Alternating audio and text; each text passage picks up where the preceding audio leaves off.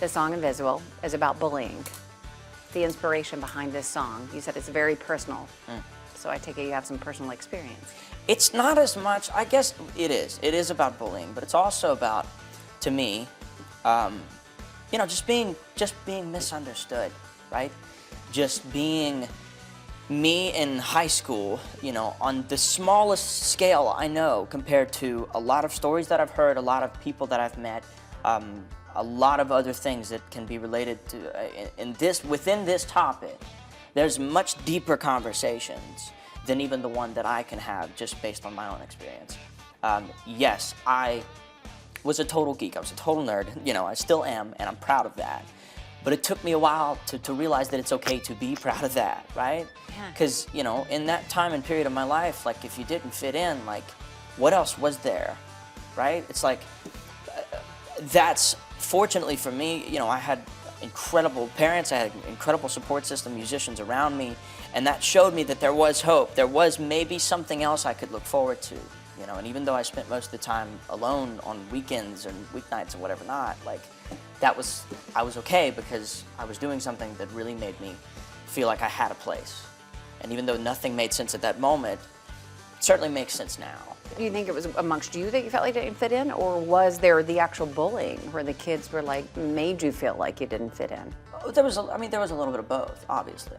There was a little bit of both. There was the sort of, you know, there was just the feeling of, and there was, you know, and there were, you know, words and things. It's like, I don't know. I guess I choose not to dwell on that because whatever it was, while it really was, I mean, it sucked at the time, but now it has done so many things. That shaped me into someone I never thought I would be. What do your parents think now of your ambition for music and your love for music and how this is, you know, such a huge part of your life? They've always been incredibly supportive, and you know, it's like we get to celebrate now, because it used to be my mom and my dad, like, running the team. Like, they weren't in the music thing, but they wanted to, you know, when I was young, they managed me to essentially, like, to watch out for, you know, their son, and they were always, like, looking after me, you know, not just business, but, like, making sure, like, it was real, right? And it wasn't, like,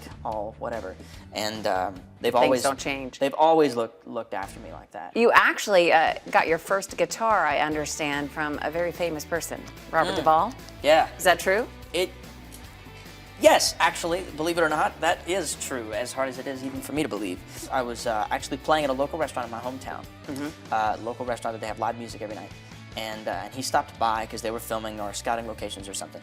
And he saw me sitting in with the band and came over to my folks and I and said, hey, we're shooting a film. And we'd love for you guys to come in and be in this church scene. We're sort of building a band out of local musicians, and we want to feature, you know, kind of that kind of thing. And of course, I heard music and movie, and I was like, oh, yeah. I was like 5 at the time, and I was like, yeah, you know. So, but yeah, there was that, and then you know, it's amazing. It's kind of ridiculous when I tell the story because I feel like I'm like dropping names and like being like, but no. Robert Duvall actually showed up at my 6th birthday party. No, he did not. Yes, he did. Absolutely. Flew in, rented a car, came to my 6th birthday party, and handed me my first ever guitar and amp. How cool is that? Yeah, that's a thing. So your music video that you're shooting tonight starts out, obviously, at a high school. But the video is going to start at a high school. We have several different locations. This is definitely one of them, obviously. You know, there's a lot of the song that sort of goes along with all this, right? And, because so much bullying takes place at schools. This is where the story starts, so this is where we felt the video should start as well. What was the meaning behind, or the importance of shooting it at nighttime? There is in the video essentially the idea is, you know, in the invisible, the chorus of this song is as much about what you saw as what you will see, what you felt, you know, into what the song essentially gives you the perspective of tomorrow.